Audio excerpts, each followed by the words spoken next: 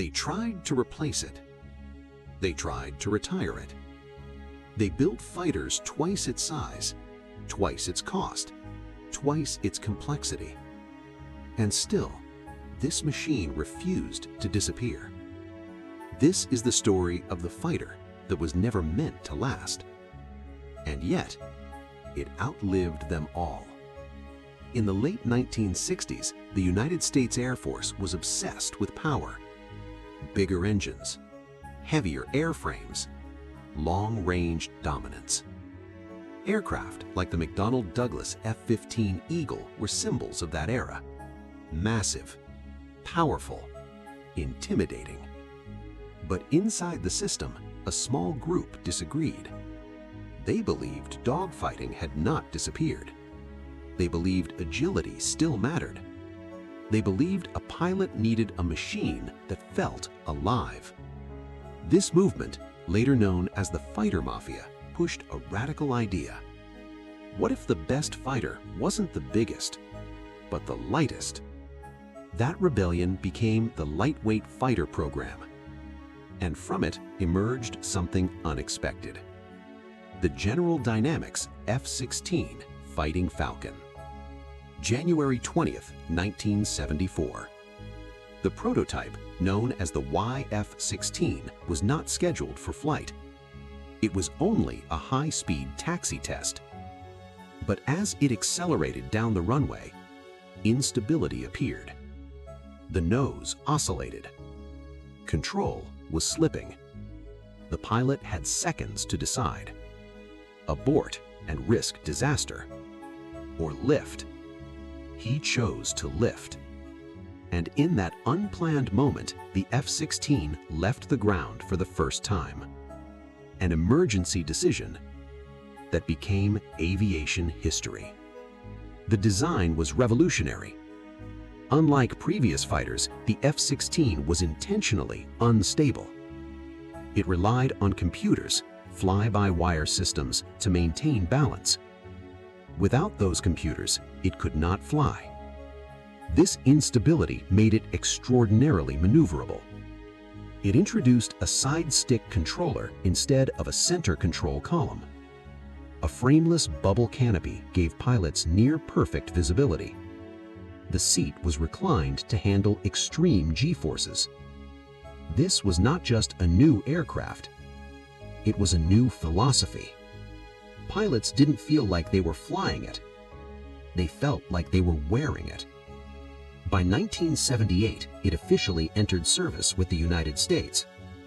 And it did something few expected. It didn't stay limited to one role. It evolved. Air-to-air combat, air-to-ground precision strikes, electronic warfare support, close air support. It became truly multi-role years before that term became common. Then came the real test, the Gulf War. In the harsh desert environment of Iraq and Kuwait, the F-16 flew more than 13,000 combat sorties, day and night. Precision bombing missions, suppression of enemy air defenses, deep strike operations. It wasn't glamorous, but it was relentless, and reliability became its reputation. After that war, something changed. The world took notice. Countries across Europe, the Middle East, and Asia began adopting it. Belgium, Netherlands, Turkey, Israel, Pakistan, Egypt, South Korea. Over time, more than 25 nations would operate the F-16. More than 4,600 units were built. For a fighter jet, that number is extraordinary. It became one of the most successful combat aircraft exports in history. But survival required evolution. In 1984, the F-16C and D variants introduced more advanced radar, improved avionics, expanded weapons capability. Later blocks added night attack systems, precision targeting pods, stronger engines like the GE F-110. The airframe stayed recognizable, but the brain kept upgrading. In the early 2000s, one version stood above the rest. The Block 60, built for the United Arab Emirates. It featured advanced avionics and radar that rivaled newer aircraft. It proved something critical. The F-16 platform still had room to grow. Then the fifth generation arrived. Stealth fighters like the Lockheed Martin F-35 Lightning II entered service. Many believed the F-16's time was over. Some were parked in desert storage. Paint faded.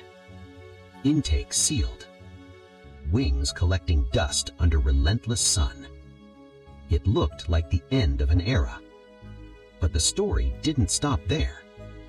Because the F-16 had one unique advantage. It was adaptable. Its structure allowed modernization. Its systems could be replaced. Its mission profile could expand.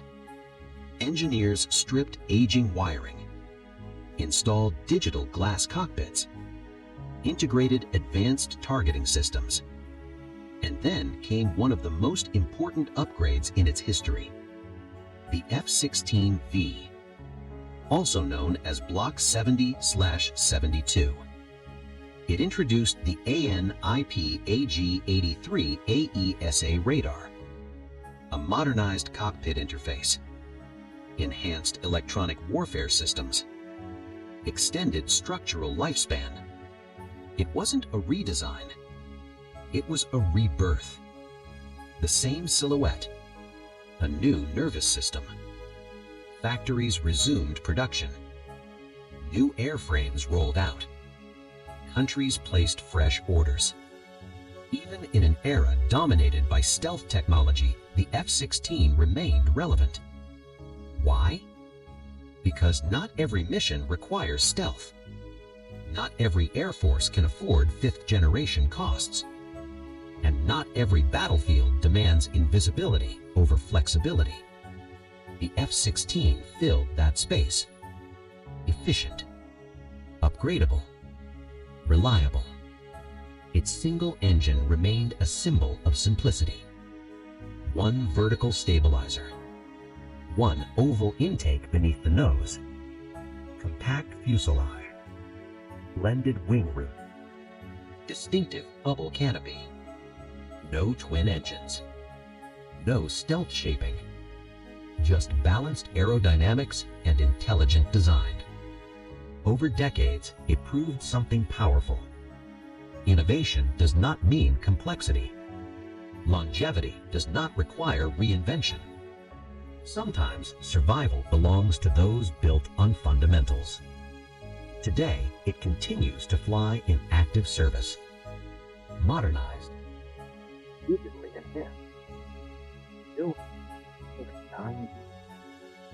Still capable of precision strike.